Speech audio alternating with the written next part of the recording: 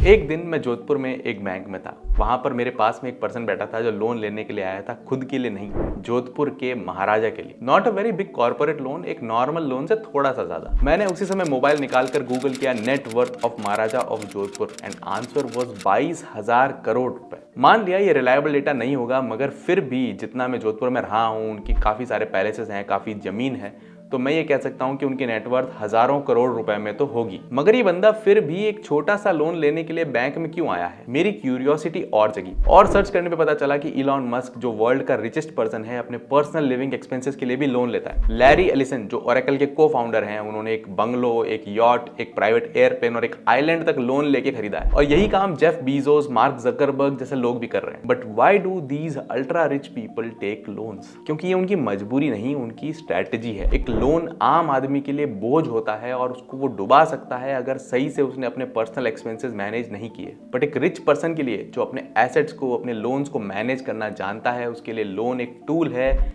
जिंदगी जीने का, टैक्स बचाने का और अपने पैसे को और ग्रो करने का। तो आज की वर्ल्ड इकोनॉमी सीरीज के एपिसोड 11 में हम ये समझेंगे कि कैसे रिच लोग लोन लेकर जिंदगी जीते हैं। तो चलिए कहानी को शुरू करते हैं, मगर उससे पहले मुझे सपोर्ट करने के लिए प्लीज चैनल को सब्सक्राइब जरूर कर लीजिए।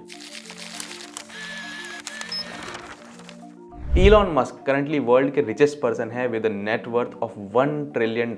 मगर ये $1 ट्रिलियन उनके बैंक अकाउंट में यूं ही नहीं रखे हुए हैं। वो जब चाहें इनमें से कुछ पैसे निकालकर खर्च नहीं कर सकते। उनकी वेल्थ इतनी ग्रो इसलिए हुई क्योंकि वो टेस्ला, स्पेसएक्स जैसी कंपनीज के मेजर शेयर होल्डर हैं। और जब इन कंपनीज की वैल्यूएशन ग्रो हुई तो इनके शेयर के प्राइसेस बढ़े। इस कारण इलॉन मस्क की वेल्थ भी ग्रो हुई। तो फिर इलॉन मस्क के पास या किसी भी अल्ट्रा रिच पर्सन के पास जिनकी मेजॉरिटी वेल्थ उनकी कंपनी के शेयर्स में लॉक्ड होती है, इनकम के क्या सोर्सेज होते हैं? पहला, या तो वो खुद अपनी कंपनी से सैलरी ले लें।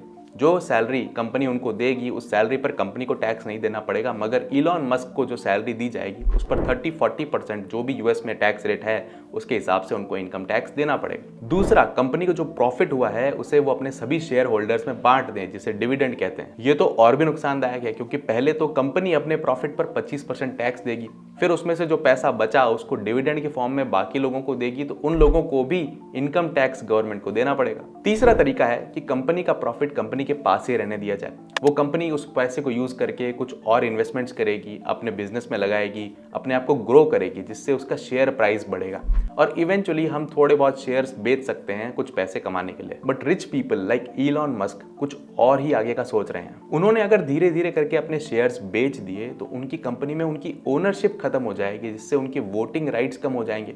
हो सकता है कि उनकी कंपनी उनकी रहे ही ना और कंपनी में उनका कोई से ही ना हो। दूसरी बात यह कि शेयर्स की भी जो कमाई होगी उस पर उनको इनकम टैक्स तो देना ही पड़ेगा। तीसरा, उनके पास जो शेयर्स हैं वो उनकी वेल्थ को ग्रो कर रहे हैं और शेयर्स बेच दिए तो वेल्थ ग्रो होना रुक जाएगी। इसीलिए रिच लोग जैसे इलॉन मस्क एक बड़ा बंगलो, एक बड़ा मैंशन खरीदने के लिए, एक यॉट खरीदने के लिए या फिर ट्विटर जैसी एक बड़ी कंपनी खरीदने के लिए अपने शेयर्स को बेचने के बजाय उनको बैंक में गिरवी रखकर ले लेते हैं उनके बदले लोन, क्योंकि उन्हें पता है कि इस लोन की जो भी 10-11% इंटरेस्ट रेट होगी उससे कहीं ज्यादा रेट पर उनका पैसा उनके शेयर्स में ग्रो होगा। इस कॉन्सेप्ट को बोलते हैं pledging of shares. Elon Musk Tesla का 13% शेयर ओन करते हैं, मगर इसमें से लगभग आधा शेयर 7% शेयर्स उन्होंने प्लेज कर रखे हैं, गिरवी रख रखे हैं लोन लेने के लिए। वो चाहते तो इनको बेचकर पैसे उठा सकते थे, मगर इनको गिरवी रखने से ना तो उनके वोटिंग राइट्स कम हुए, ना उनकी वेल्थ ग्रो होना कम हुई और ना उनका टेस्ला के अंदर होल्ड कम हुआ। अगर आपको ये स्ट्रैटेजी अभी तक नहीं पता थी और आपको ये इंटरेस्टिंग लगी तो प्लीज लाइक जरूर कर दीजिए। अब रिच लोगों की बातें थोड़ी अनरियलिस्टिक लग सकती हैं, चलिए एक आम आदमी की बात करते हैं। मैंने कुछ समय पहले एक प्रॉपर्टी खरीदने के लिए होम लोन लिया था, जिसकी ईएमआई मैं आज तक भर रहा हूं। अब जितना मेरा लोन बचा है उससे कुछ थोड़ा सा ही ज्यादा पैसा मेरा इन्वेस्टेड है म्यूचुअल फंड्स में। अब एक आम आदमी चाहेगा कि इतनी सेविंग्स का फायदा क्या, जब एक लोन ऑलरेडी चल रहा है, क्यों ना इन सेविंग्स को यूज करके अपना लोन पहले क्लोज कर लिया जाए,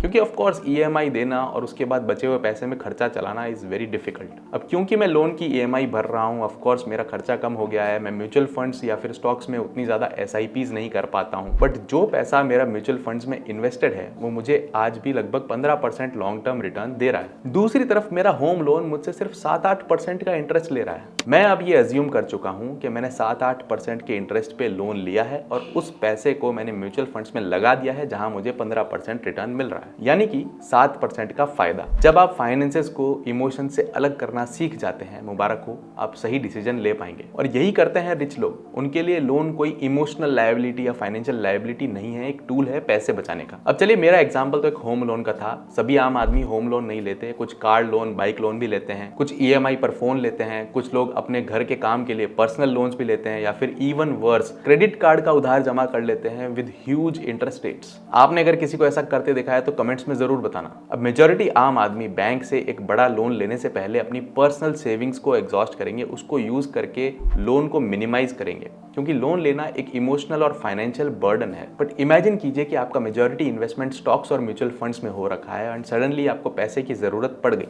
आज के सिनेरियो में जब स्टॉक मार्केट इतना नीचे गिरा हुआ है, तो क्या हमारे पास कोई ऐसा मैकेनिज्म नहीं होना चाहिए कि हम इन म्यूचुअल फंड्स को या स्टॉक्स को बेचे बिना पैसा ले पाएं, हम भी इनके अगेंस्ट लोन ले सकें अपनी ज़रूरत को पूरा करने के लिए और अपना टैक्स बचा सकें, इनफैक्ट अपने शेयर्स को इन्वेस्टेड रखकर उनको ग्रो होने दें। सोल्यूशन है क्रेडिट केस ऐप, जो हमें सिक्योर्ड लोन्स देती है against mutual funds and stocks. ये केस प्लेटफॉर्म्स ग्रुप की ऐप है जिसने स्मॉल केस, टिकर tape, zero the fund house जैसी क्रेडिबल ऐप्स बनाई है। मैं कभी भी कोई अनसिक्योर्ड लोन लेना या उसकी कोई ऐप को प्रमोट नहीं करता, but this method is saving you a lot of money. इससे पहले कि आप इग्नोरेंस के चलते पैसे की जरूरत पड़ने पर अपने म्यूचुअल फंड्स स्टॉक्स बेचो या फिर इवन वर्स पर्सनल लोन लो या फिर क्रेडिट कार्ड का लोन लो, आप मेरी बात सुन लीजिए। इस ऐप पर आपको 10,000 से लेकर 5 करोड़ तक के लोन मिल सकते हैं against mutual funds and shares, क्योंकि ये मल्टीपल लेंडर्स के साथ काम करती है to increase coverage for all users. और लोन सिर्फ 9.99% की इंटरेस्ट रेट से स्टार्ट है, जो पर्सनल लोन से बहुत कम है। और जो वाइडली एक्सेप्टेड म्यूचुअल फंड्स की ग्रोथ रेट है लगभग 15%, उससे कम इंटरेस्ट रेट पर ही आपको लोन ले रहे हैं, यानी कि आपका पैसा जितना ग्रो करेगा इन्वेस्टेड रहकर, उससे कम इंटरेस्ट आप इस लोन पर पे करेंगे। ये ऐप मार्केट में हाईएस्ट LTV दे रही है। आपके इन्वेस्टमेंट्स का 60 से 80% तक का लोन ये आपको दे देगी, जिसे आप अर्ली रीपे भी कर सकते हैं बिना किसी चार्जेस के। और इस लोन की EMI में आप इंटरेस्ट ओनली रीपेमेंट्स भी कर सकते हैं, अनलाइक अदर लोन्स जहां पे इंटरेस्ट और प्रिंसिपल दोनों आपको EMI में पे करना पड़ता है। अब क्योंकि ये सिक्योर्ड लोन है अगेंस्ट एन एसेट, तो सिबिल स्कोर का कोई चक्कर नहीं है। 100% डिजिटल प्रोसेस है। 2 घंटे के अंदर आपको लोन का पैसा अकाउंट में क्रेडिट हो सकता है। तो नीचे डिस्क्रिप्शन में मैं लिंक दे रहा हूं, जाकर अपनी क्रेडिट लिमिट आप चेक कर सकते हैं, ताकि फ्यूचर में लोन की जरूरत पड़ने पर ये ऑप्शन याद रहे। तो चलिए, ये थी आम आदमी की बात। फिर से रिच लोगों की बातें कंटिन्यू करते हैं। वॉरेन बुफे, जो वर्ल्ड के बेस्ट इन्वेस्टर माने जाते हैं, उनका एक फेमस स्टेटमेंट है,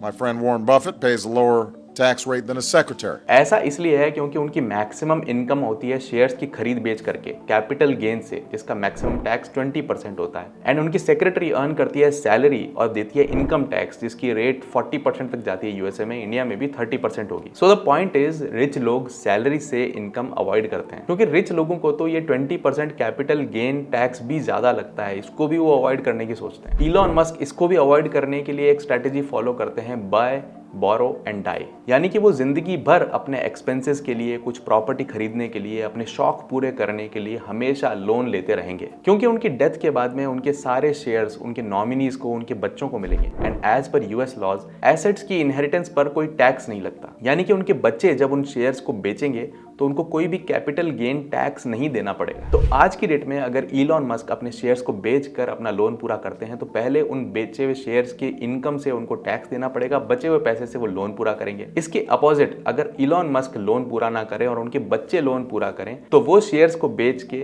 बिना टैक्स दिए लोन पूरा कर सकते हैं। तो इलॉन मस्क अपना लोन क्यों चुकाएंगे? वो अपने विल में लिख देंगे कि मेरा इतना इतना लोन है, मेरे इतने शेयर्स को बेच के इन लोन्स को पूरा कर देना, और बचे हुए शेयर्स जो कि बहुत बहुत बहुत ज्यादा होंगे उनको रख लेना। और इस तरह से वर्ल्ड का सबसे रिच इंसान शायद वर्ल्ड की लोएस्ट टैक्स रेट पे करता है। इस कारण रिच लोगों को बैंक्स इस तरह के लोन भी दे देती हैं जिसमें उनको सिर्फ इंटरेस्ट रीपे करना पड़े, प्रिंसिपल पे ना करना पड़े, और उस लोन का पीरियड वो एक्सटेंड करते करते जीवन भर चला सके, क्योंकि उनको पता है कि उनका पैसा सेफ है, कभी ना कभी वापस मिल जाना है, और उस पैसे से वो बहुत सारा इंटरेस्ट कमा सकते हैं। अब सैडली इंडिया के रिच लोग ये स्ट्रेटेजी काम में नहीं ले सकते, क्योंकि इंडिया में लगता है इनहेरिटेंस टैक्स। इलॉन मस्क के बच्चे अगर इंडिया में होते तो उनको शेयर्स बेचने के बाद में कैपिटल अगेंस्ट टैक्स देना ही पड़ता। बट स्टिल बाकी सब बेनिफिट्स वही हैं। यहाँ पे रिच लोग अपनी लाइफस्टाइल एंजॉय करने के लिए, बड़े बड़े शौक पूरे करने के लिए अपने शेयर्स को, अपने एसेट्स को बेचने के बजाय उनको गिरवी रखकर लोन लेना पसंद करते हैं, क्योंकि लोन प्रोसीड्स उनके टैक्स बचाती हैं शॉर्ट टर्म में। लोन लिए हुए पैसे पर कोई टैक्स नहीं देना पड़ता, और अगर स्टॉक बेचते तो टैक्स देना पड़ता। बट उससे भी ज्यादा इंपॉर्टेंट ये कि उनके एसेट्स मार्केट में ग्रो करते रहते हैं और उनकी वेल्थ ग्रो होना रुकती नहीं है, जैसा कि महाराजा ऑफ जोधपुर ने किया, जैसा कि मैंने किया। आपको भी करना है तो डिस्क्रिप्शन में क्रेडिट केस ऐप का लिंक है, जाकर एक बार चेक जरूर कीजिए। अब यहाँ तक आए हैं तो ये वीडियो भी देख लीजिए जिसमें मैंने मनी की असली स्टोरी बताई है। जाने से पहले प्लीज चैनल को सब्सक्राइब कर लीजिए ताकि आप मेरा अगला वीडियो भी देख पाएं। Keep watching and stay curious.